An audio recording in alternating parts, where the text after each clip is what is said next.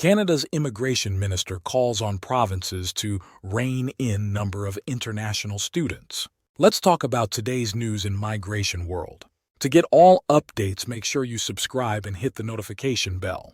Recent comments from Immigration Minister Marc Miller have highlighted the role of Canada's provinces in the number of international students in the country. The minister told CTV News that Immigration, Refugees and Citizenship Canada, IRCC, has some concerns about the volume of international students in Canada and said some provinces have not been doing their job in reining in that number to a more sustainable volume. For example, in 2022, there were over 800,000 international students in Canada, and last year the minister said he expected that number to rise to 900,000 by the end of 2023. This is more than triple the number of international students a decade ago, 275,000 in 2012. Education in Canada, including post-secondary education, is a provincial responsibility. This means that it is up to provincial governments to decide which schools can accept international students as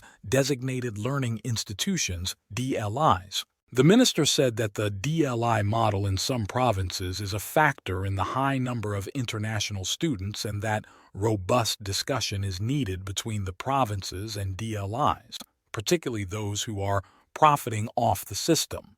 There's a challenge to the integrity of the system, he said, and it comes with institutions that have been leveraging the fact there has been this permissive designated learning institution model and getting people outside the country paying a premium dollar to, and not necessarily getting the education they were promised.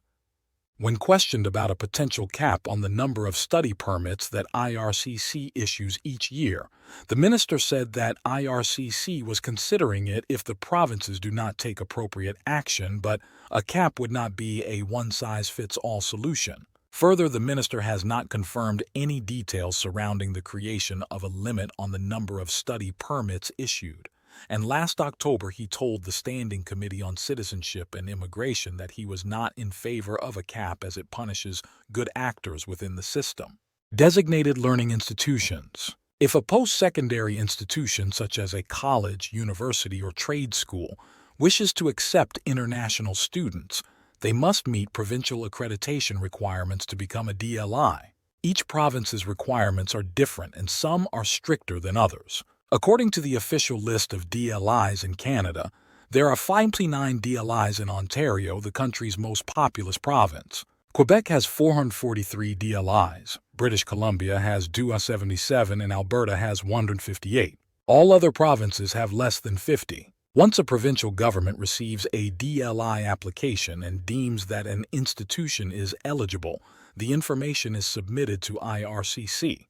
The department then assigns the school a DLI number and adds it to the list of official DLIs. High acceptance rates for international students. Once a school becomes a DLI, it can begin issuing letters of acceptance, LOAs, to international students. An LOA is a key document in a student's application for a study permit.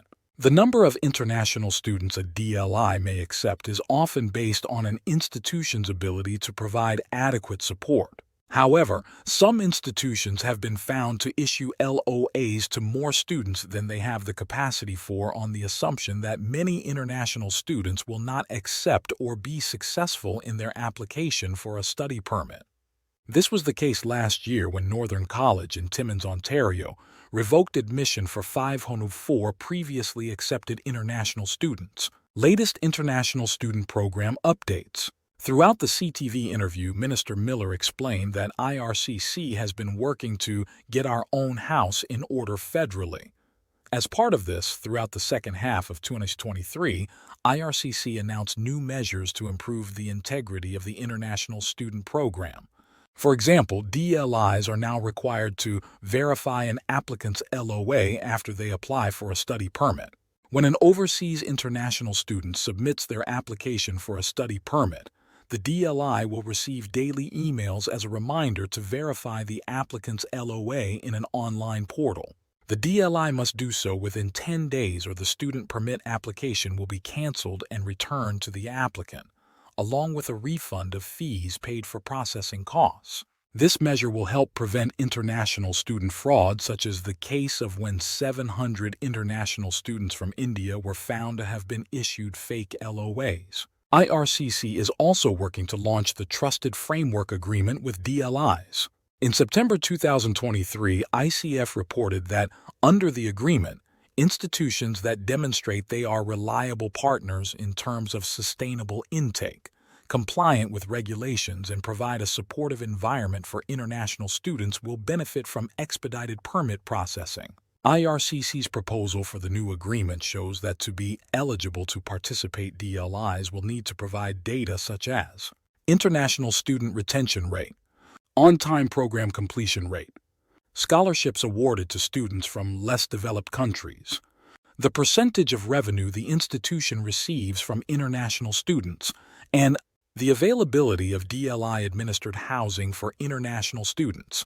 The proposal shows that the agreement could come into effect as of spring 2024 in time for the 2024 academic season. Finally, in December, the department announced that it would more than double the cost of living requirement for study permit applicants from $10,000 to $2,635. IRCC says this will help international students cope with the actual cost of living in Canada when they arrive. Thank you for watching the video.